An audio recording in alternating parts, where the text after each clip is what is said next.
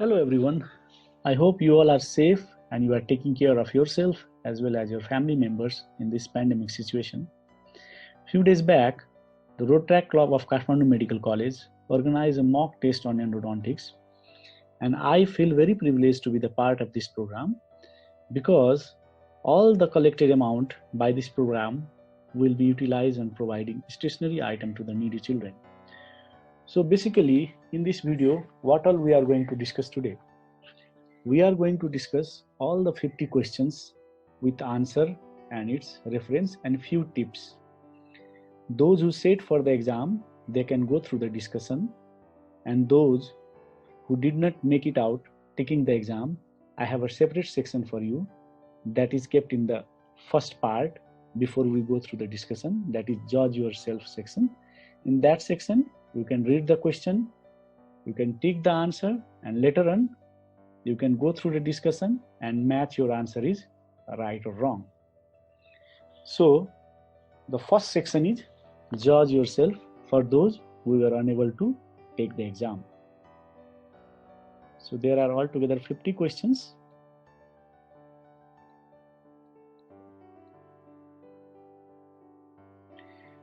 Now before we go to the discussion, I found that highest score was 33 out of 50. That is a good score. And then lowest score was 26%. That is 13 out of 50. I won't say that is a very poor score. Just I'll say we need to work hard more. And the average score was 21. So those who scored good marks, please maintain the position. And those who are unable to score good marks, there is always a next try. This is just a mock examination. We all are in the learning curve. So please work hard so that in coming exam, you will score more. Now the discussion begins. The first question asked was, which group of viruses is not associated with the causation of periapical disease? And the options were human herb virus 5, 6, 7, 8. So when we see the response, almost 40% of the student opted for option number D. But the right answer is option number A, and the reference is from the textbook of endodontics, Gulagiwala. So there are a number of viruses which is associated with the periapical disease like Varicella zoster, cytomegalovirus, Epstein-Barr virus, and group of human herb virus in which 6, 7 and 8 is there but 5 is not. So please take care about that. The second question was, which bacteria is most commonly associated with purulent infection? And again, the response is 55% of the student opted for option number C, and you are right, Staph aureus is the correct answer. But if I alter this question, like which bacteria is most commonly associated with the purulent infection associated with apical periodontitis, then your answer will not be Staph aureus. Your answer will be A, that is Parvimonas micra. And you can read the number of bacteria related to apical inflammation. Most commonly it is bacteria which are related to black pigmentation. And again the reference is word. So you should take care about whether they are asking related to the purulent infection straightforward or whether they are asking related to the apical periodontitis. In that case, the bacteria will be different. And number of articles suggest that, of course, you all are right. Staph aureus is most commonly associated with the purulent infection. So the third question was, who was the first to observe biofilm in the root canal system? Again, the response we can see A, 33%, and then we can see B, 27%, and a few students they opted for C and D. So if I ask you who was the first person to say that root canal infection is associated with bacterial infection, then you people are right. The option will be A, that is Kakahashi. But if it is related to biofilm, then the first person to observe biofilm was Nair. And it is found in different endodontic textbook. You can refer to your own Grossman, or you can refer to Cohen pathways of pulp, Gulabiwala, anyone, because he was the first to see biofilm. The fourth question is, invasive cervical resorption is classified under. So whenever they ask you the classification, most of the times it is a straightforward question, and if you remember the classification, you can tick it. And this is what we can see in the response also. Almost 46% of the student, they tick the right answer. And you can see the classification of external resorption. It is like 1, 2, 3, 4, and 5. So all these are the questions. If they are asking related to the transient external resorption, they can ask you about the progressive external resorption related to no obvious cause. Means they can reshuffle the questions from the classification. So this is the fifth question was, the sensory transmission of orofacial pain is conveyed predominantly by A delta and C fibers of the trigeminal nerve, which project to which nucleus in the medulla. And when we see the response, almost 47% of the responses are related to option C, but then the answer is option D, because we know that the primary central site of termination for nociceptive fibers is the subnucleus caudalis, located in the most caudal region of the trigeminal nucleus. So the answer is D. I can see 13% click the right answer, and it is found in various books. When you look the pain pathway, you can learn that. So sixth question, the subtle visual change such as a loss of definition of the nasolabial fold on one side of the nose may be earliest sign of, and again 84% for B, and of course this is the right answer. So buccal space infection, you people are aware, it is most likely related to the premolars and molars, that is in the maxillary and sometimes mandibulars also. And submandibular space infection, lower molars, soft tissue infection, it can occur due to any trauma, or sometimes it is related to the anterior teeth. So to trace the sinus tract, a size of what GP is threaded into the opening of sinus tract. So the response, 50% for A, and rest we can see 25, 23, and 2 for B, C, D. And you all are right. The right option is option A. So in this question, in different textbook, they just say about number 25 or number 30 because it is slight rigid. So if you use 15, 20, then it is very flexible. So you can't put inside the sinus tract. And if you use more than that, for example, 35, 40, or 50, then the size of the sinus may be very small. So you can't put the GP very nicely. But the main thing to note is like when you insert the GP, you put it inside the sinus tract, and until you feel the resistance, you have to put it inside and take the radiograph. So Cohen writes about number 25 and Gulabiwala writes about number 30. So in coming exam, if you see 25 or 30, you can tick both is the right answer. So number 8, in laser Doppler fluorometry, a diode is used to project an red light, infrared, both or none, and see the response. C. Whenever you see both A and B, it's not every time A and B is the right option. Here the right answer is infrared.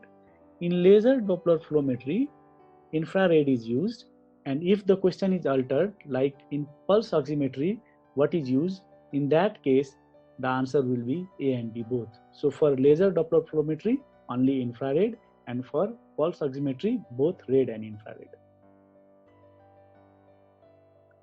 Number 9, the most common dental procedure contributing to the vertical root fracture is, so 58% opting the right answer, it is endodontic treatment. It is written in all the endodontic books which you refer. But I have taken the reference from Cohen pathways of pulp. So which tooth have higher incidence of vertical root fracture? A very interesting question.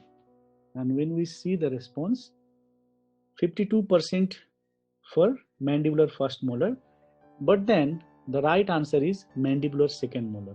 Now just read this sentence. The higher incidence of cracked tooth syndrome or in the mandibular second molar may be associated with the proximity to the temporomandibular joint based on the principle of lever effect. The mechanical force on an object is increased at closer distance to the fulcrum. So if they ask you about cracked tooth syndrome, if they ask you about vertical root fracture, it is most commonly associated with the second molar, because most of the time that tooth, that particular tooth, second molar, it is not root canal treated, nothing is there, but if you examine it, the patient will give you the sign and symptom of pain related to crack or fracture, and the tooth is second molar and the reason is there. So referred pain from a tooth is usually provoked by an intense stimulation of pulp fiber. Which pulp fiber? So you can see the response, C, and you all are right. I can see smart people taking the exam today. Most of you are taking the right answer. Endodontic treatment is best scheduled on the day for dialysis. When will you reschedule the endodontic treatment? And on the day after dialysis, option number B, 73%, and you all are right. We generally reschedule the patient on the day after dialysis. We don't do on the day of dialysis because there is a tendency of bleeding, as well as Cohen says, according to Cohen, that the patient are already tired through the long process of dialysis. So why not you will give them rest and do the treatment next day. So in general, patient having CD4 count exceeding may receive all indicated dental treatment. And in that case, I can see again the responses. Maximum responses for option number A, and you all are right, that is 400. But here 200 is the distractor, okay? So if you have CD4 cell count less than 200, then you can't do any dental treatment and you have to refer it to the medical person for further analysis before you start the. Now coming to the question number 14. For endodontic purposes, which technique produces the most accurate periradicular radiograph? And the responses are 48% for D, both A and C, and you all are right. Paralleling technique is also known as the right angle technique and is also known as the long cone technique. So all are same. So the answer is D, both A and C. To prevent leakage while placing a rubber dam can be prevented by. The responses are 59% for D, and the answer is right. So all those solutions or pastes are used to prevent the leakage while placing the rubber dam. Question number 16. A chemical vapor sterilizer uses a solution of what in place of water in its autoclave? The answer B is 70% ethanol. Those all are the distractors, 70%, 90%. The right answer is 72% ethanol in 0.23% formaldehyde, and the option is Cohen pathway of pulp. So you have to mug it up. This. The use of dental operating microscope improves the MB2 canal more than in maxillary second molar, and the response is, we can see it is 90%. So if you read the question properly, it is not asking about the maxillary first molar, in which the answer is A, that is the 90%. We are asking maxillary second molar in relation to MB2, and in this case the answer is 60%. And you can find this in different textbooks. In Cohen Pathways of Pulp, you can find it in different articles, or Ingalls 6th edition, it's 60%. So be careful while reading the question whether they are asking you about the second molars or the first molars. The only tooth that showed all 8 possible configuration in Bertolucci canal classification was, and the answer is the varied presentation of responses we can see. For D it is 37%. Let us see the right answer, and it is maxillary second premolar. And you can see it in Cohen Pathways of Pulp, and even the video which I have kept earlier in this YouTube channel, refer to Morphology of Root Canal, Part 1, you can see this answer.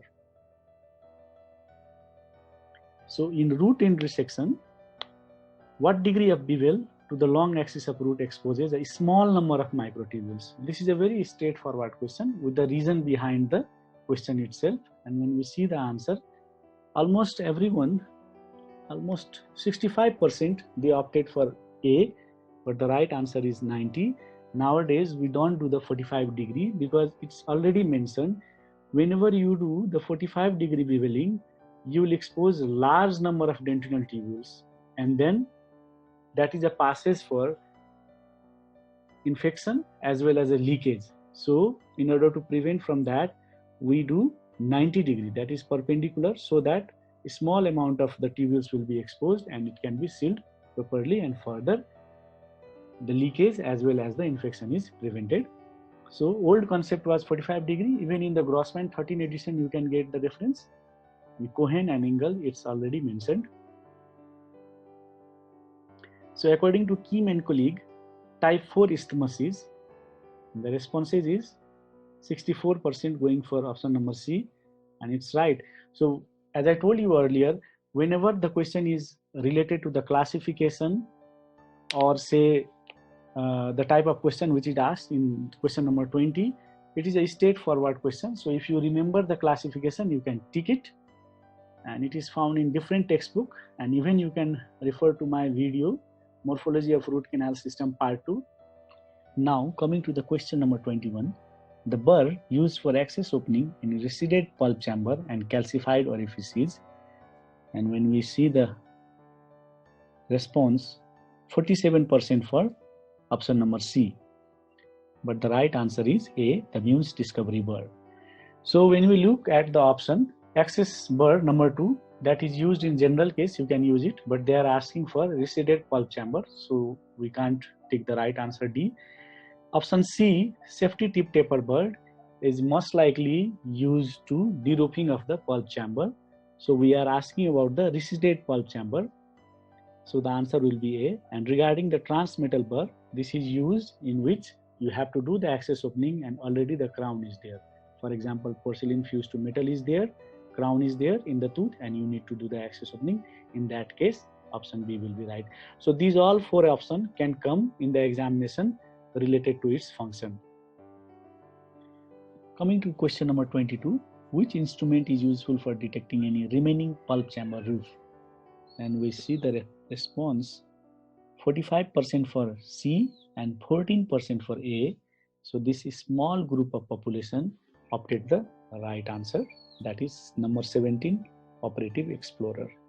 So number B, that is the option B, JW70 and DG16, it has the same function, and 23 shepherd hook explorer you have been using for detecting the caries.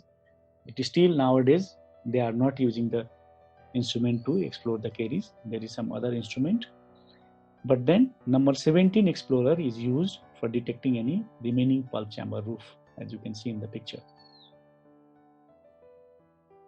So the most common tooth having presentation of C-shaped canal, and this is the most common question also. So almost 86% were the correct respondent, and you can see the reference, it is from Engel, but you can find the reference in Grossman, Cohen, or any articles, in any book you can find the reference.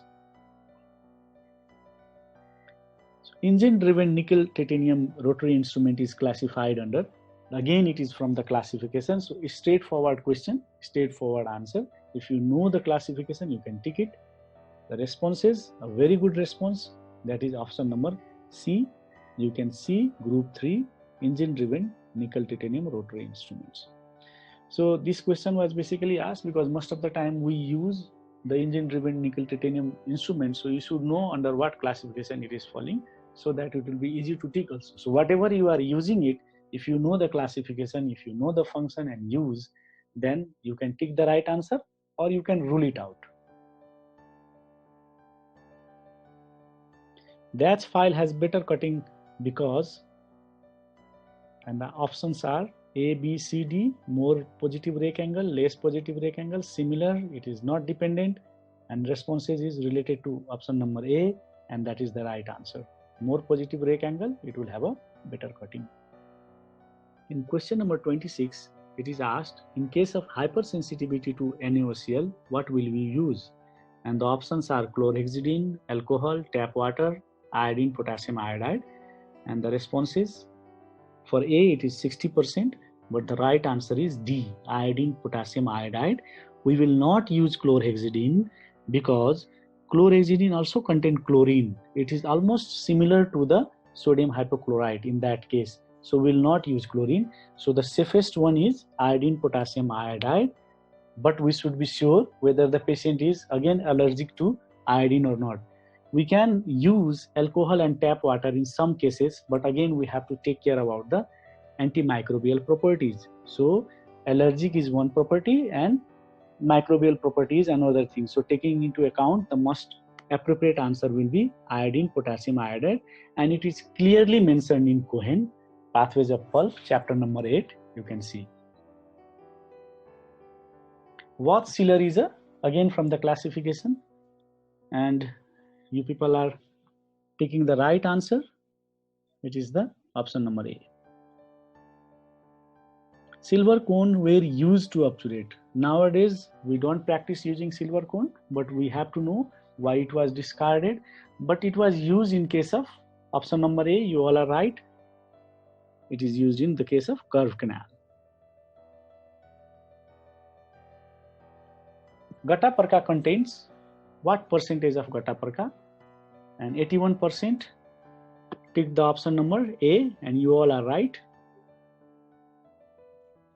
In question number 30, it is asked, the access cavity is restored with temporary restoration material of what thickness? And we can see the responses for number A.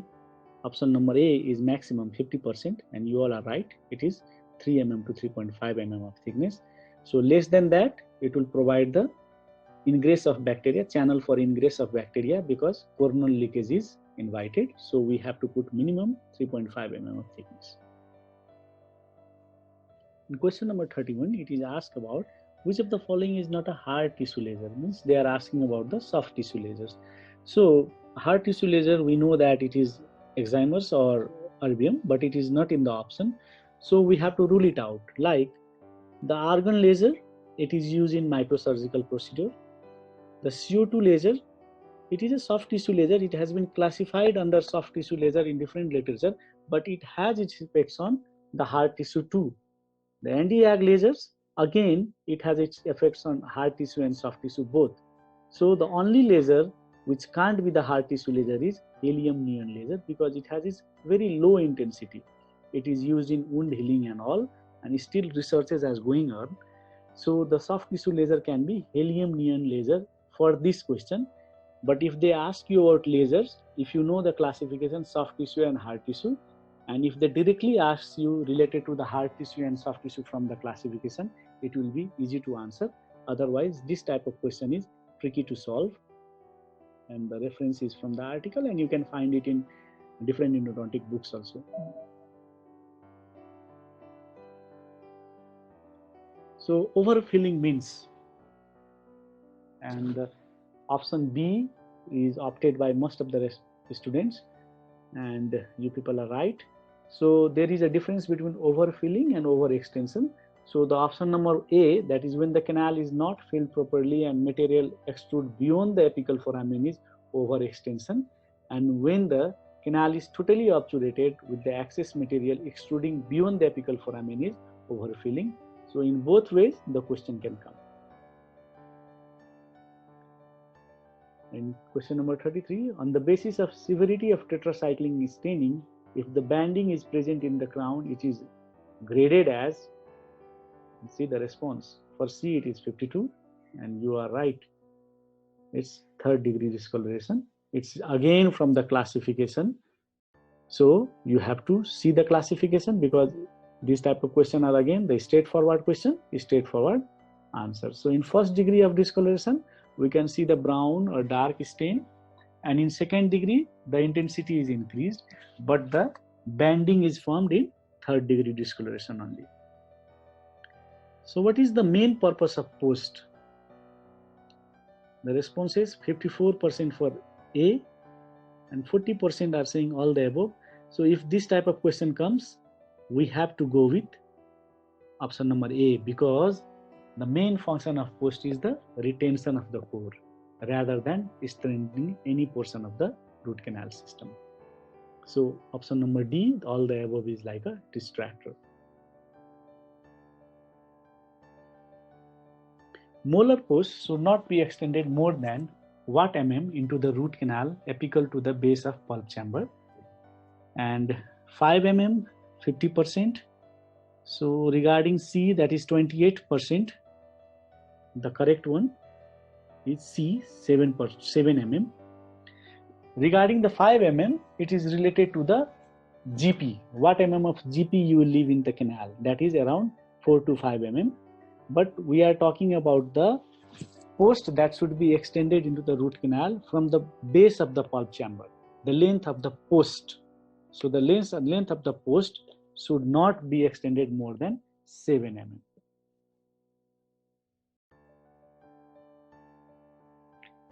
The method of SOAP for record documentation does not include, and you people are correct, option number C. Instead of agreement, there should be assessment. Question number 37. Balanced post technique was proposed by, and the responses we can see 53% for A, and that is the right answer. And there is the list of authors or scientists who proposed different techniques. So if you can go through the list, it will be easy for you all to remember the right answer. The major organic component in dental pulp is, and we can see the response. The right answer is collagen, and you can find it in any endodontic textbook. Now the question number 39. Which of the following canal in a maxillary first molar is usually the most difficult to locate? And let us see the response. The response for option number C is 67%, and of course that is the right answer. And the explanation is given here. You can go through the explanation. It is taken from Engel Endodontics 6th edition, chapter number 27. So which of the following is the procedure of choice when a broken endodontic instrument protrudes past the apex of the tooth? This is the point you should remember when you face any question like this related to the iatrogenic mishaps. So the option number B is like the broken instrument is surgically removed and then the entire canal is filled with Gataparka, and 65% opted for that, and that is the right answer. So when it is at the exact point of the working length, in that case we fill the tooth with Gataparka and observe. But since we can see in this question it is beyond the apex, so in that case we have to surgically remove the separated instrument. Now question number 41. Which of the following is the most commonly used bleaching agent for endodontically treated teeth? Option number B, 81%. Take the option B, and that is the right answer. Which of the following teeth most often refer pain to the temporal region? And D is the option which maximum student ticked. The right answer is maxillary second premolar. So you can see this chart for the referral pain, and it can come in another exam in several ways. Which material listed below has historically been the retrofilling material of the choice? So again, 60% of the student opted for option number B, and that is the right answer. So it is asked historically. Nowadays we have bioceramics, we have MTA, biodentine, so we don't opt for amalgam, but previously they used to use amalgam. Composite, methyl methacrylate, Gataparka was not used in that time. We had only amalgam, so amalgam was used prior to MTA and biodentine. Question number 45. Which of the following is the main function of dental pulp? Let us see the response. For option number A, it is 30%, and for D, it is 50%. So the right answer is D, formative. Although all are the function of dental pulp, but the major function, one of the main function, is formative. Question number 46. Primary avulsed teeth should be cleaned well and implanted if within 5 hours of the injury, are usually not implanted, should be implanted immediately, or should have a pulpectomy performed on them prior to reimplantation. So the responses are, we will not implant, and that is the right answer. Tetracycline does not contain. See the response. For A it is 280 and for B it is 40%. So most of the people were confused in A and B, and the right answer is 280. B, C, D is found in tetracycline. 280 is found in MTAD. So that is the difference between tetracycline and MTAD. Question number 48. Missing teeth in old age people leads to option number 1, that is increased caries activity, B, decreased caries activity, C is the gingival recession, and D is no effect. Let us see the response. Most of the students were confused in between B and C, but the right answer is increased caries activity. This is a bit tricky and more academic because missing teeth contribute to reduced functional ability, and the resultant loss of chewing efficiency leads to a higher carbohydrate diet of softer, more cariogenic foods, and that leads to more caries and periodontal disease. So we are not talking about the missing of entire dentition. We are talking about the missing teeth, partially missing teeth. In that case, it leads to more caries activity. And for better detailing, you can just refer to Cohen pathway of Pulp, 10th edition, chapter 24. In calcified canal, which technique may be the appropriate way to prepare the canal? And the responses for option number A is 64%, and most of you are right. It is crown down technique. Now coming to the last question, question number 50. Which of the following is not considered for single visit to root canal treatment? And the responses looks like the students are confused in between option number A, B and D, and the right answer is option number D, non-cooperative patient, because if the patient is not cooperative, it will be very difficult for us to carry out the single visit root canal treatment because it takes a long time. And regarding the patient with sinus tract, in the literature as well as in Grossman 13 edition, it is well written that we can do single visit root canal treatment as we do it for normal cases because it has the same prognosis and success. So this is how we end up 50 MCQs with explanations and tips. Hope it was useful for you all.